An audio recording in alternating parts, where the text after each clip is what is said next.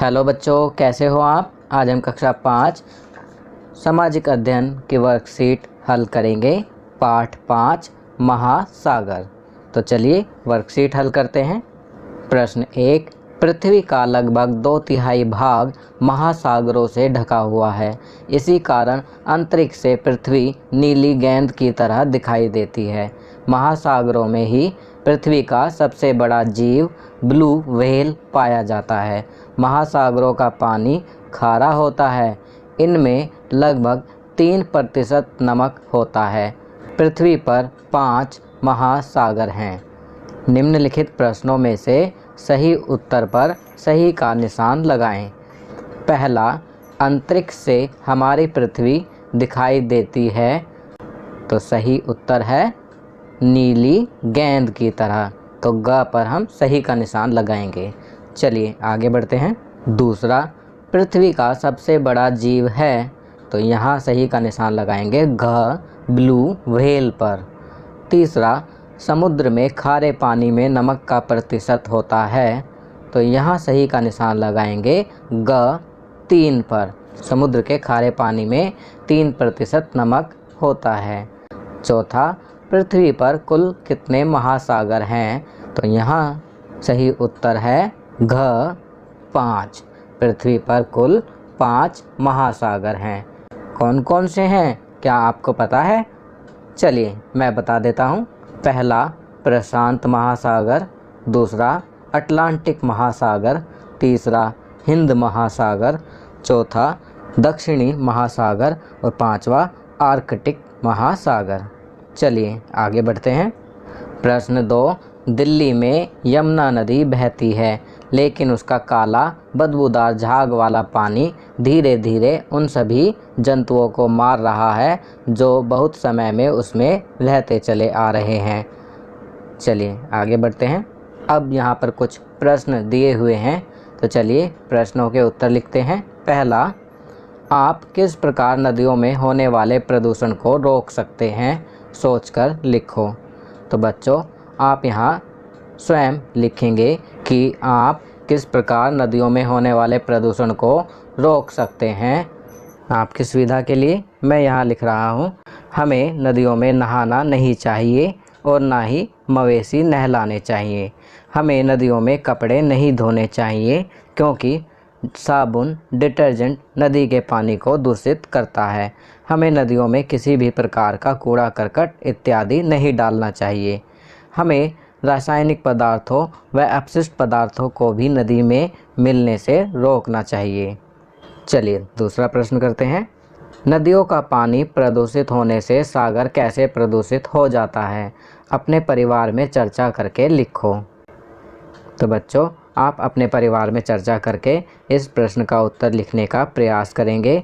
आपकी सुविधा के लिए मैं यहाँ लिख रहा हूँ, नदियों का पानी आगे जाकर सागर में मिलता है, इसलिए नदी का पानी प्रदूषित होने से सागर भी प्रदूषित हो जाता है। चलिए आगे बढ़ते हैं। तीसरा, महासागर कैसे प्रदूषित होता है, इसका हमारे जीवन पर क्या प्रभाव पड़ता है, सोचो और लिखो। तो इसका उत्तर लिखेंगे, महासागरों में नदियों एवं सागरों का प्रदूषित जल आकर जब मिलता है तो महासागर भी प्रदूषित हो जाते हैं। इसके अलावा महासागरों में तेल फैलने से भी प्रदूषण फैलता है। इस प्रदूषण का प्रभाव सभी पर पड़ता है, जैसे विषैली वर्षा होती है, जिसे हम रासायनिक वर्षा भी कहते हैं। समुद्री भोजन की कमी हो जाती है। हमारे खाने में समुद्री भोजन का भी महत्वपूर्ण रोल होता है। ऑक्सीजन की कमी हो जाती है, सांस लेने में तकलीफ़ होने लगती है, तरह तरह की बीमारी फैलने लगती है इत्यादि। चलिए अगला प्रश्न करते हैं। प्रश्न 3, निम्न प्रश्नों के उत्तर दो। पहला, क्या आपको लगता है कि सागर और महासागर में कोई अंतर होता होगा? यदि हाँ तो सोच कर लिखो कि इनमें क्या अंतर होगा। तो बच्चों इसका उत्तर लिखेंगे, हाँ, महासागर बहुत बड़े होते हैं और महासागरों में से ही सागर बनते हैं। सागर या समुद्र महासागर का वह पानी है जो महाद्वीपों के तटीय क्षेत्रों को छूता है।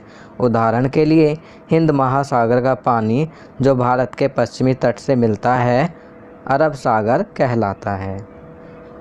चलिए अगला प्रश्न करते हैं। दूसरा, क्या महासागर से हमें कोई संसाधन मिलते हैं?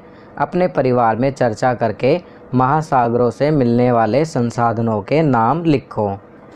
तो बच्चों, यहाँ आप अपने परिवार में चर्चा करेंगे और पता करेंगे कि महासागरों में से हमें कौन कौन से संसाधन मिलते हैं। आप उनके नाम यहाँ लिख सकते हैं। आपकी सुविधा के लिए मैं यहाँ लिख रहा हूँ। हाँ, महासागर जल में रहने वाले जीवों और वनस्पति का विशाल भंडार है जिनसे हमें पौष्टिक भोजन व ऑक्सीजन प्राप्त होती है। इसके अलावा महासागर से पेट्रोलियम प्राप्त होता है जो कि आधुनिक समय में ऊर्जा व ईंधन का महत्वपूर्ण साधन है। चलिए अगला प्रश्न करते हैं। प्रश्न 4, जब सूर्य महासागर पर चमकता है तो लाखों लीटर जल वाष्पीकृत होकर बादल बनाते हैं। यह जल पृथ्वी पर वापस वर्षा या बर्फ़ के रूप में गिरता है। नदियाँ और जलधाराएँ पानी को वापस सागर में ले आती हैं और इस तरह जल चक्र का निर्माण होता है। अब यहाँ पर प्रश्न पूछा गया है। पहला, यदि पृथ्वी पर जल चक्र ना हो तो हमारे जीवन पर क्या प्रभाव पड़ेगा? आप अपने परिवार में चर्चा करके लिखो। तो बच्चों, यहाँ आप अपने परिवार में इस बारे में चर्चा करेंगे कि यदि पृथ्वी पर जल चक्र ना हो तो हमारे जीवन पर क्या प्रभाव पड़ेगा। आपकी सुविधा के लिए मैं यहाँ लिख रहा हूँ, यदि जल चक्र ना हो तो इसका प्रभाव मौसम और जलवायु पर पड़ेगा। मैं यहाँ आपको बता दूँ, जल चक्र पृथ्वी पर उपलब्ध जल के एक रूप से दूसरे रूप में परिवर्तित होने और एक भंडार से दूसरे या एक स्थान से दूसरे स्थान को गति करने चक्रीय प्रक्रिया है जिसमें जल की मात्रा नहीं घटती, बस रूप और स्थान परिवर्तित होता है। चलिए आगे बढ़ते हैं। दूसरा, एक जल चक्र का चित्र बनाओ और उसमें रंग भरो। तो बच्चों, यह कार्य आप स्वयं करेंगे। यहाँ पर आप जल चक्र का चित्र बनाकर उसमें रंग भरेंगे।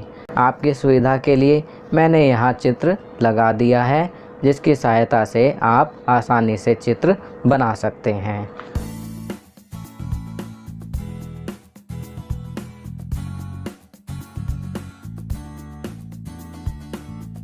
तो बच्चों, ये वर्कशीट यहाँ कंप्लीट होती है।